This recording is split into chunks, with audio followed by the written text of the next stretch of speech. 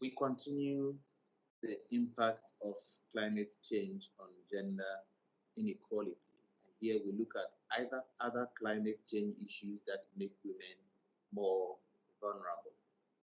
So it is estimated that the majority of the world's poor are actually women. And this may be worsened by the other impact of climate activities or climate change, which tends to push them more into poverty. For example, women are more likely to be killed or injured as a direct result of climate change disasters. Call it a typhoon, a tsunami, an earthquake. Women are more likely to be injured, to be killed, women and children, because they are more vulnerable, because they are generally weaker, because they will look out for their children when disaster strikes, and they will make sure they want to protect the family, because it's just more difficult for them to have access to the resources that they need. And so that makes them more vulnerable. Women depend more on natural resources to take care of the families and themselves. And we know climate risk um, depletes the natural resources that are available for women to take care of themselves. Talk about drought, which deplete water resources. Talk about increasing temperatures that depletes the vegetation, which affects access to food and other issues.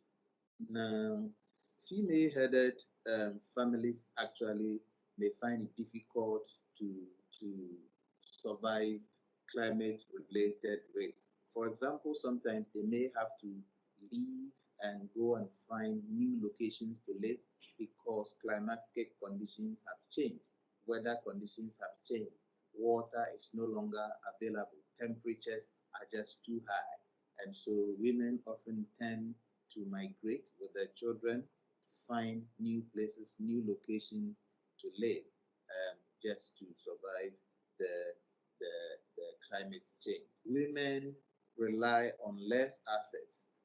Women tend to have fewer assets to rely on than men. And with climate change, if these assets get damaged, it becomes quite difficult for them to survive because their assets are damaged either through weather-related disasters like tsunamis, like floods, which carry all their belongings away. It becomes extremely difficult for them. Lastly, but very importantly, violence against women tend to escalate after climate-related risks. Call it typhoons, call it risk, call it earthquake, especially when um, these women and children are put in camps where they live in tents. We know that sexual molestation increase around that time, and other molestations also go on. In other words, women and children tend to suffer more from the effect of weather-related events. And so this adds to the fact that climate risks actually has significant adverse impact on women and children.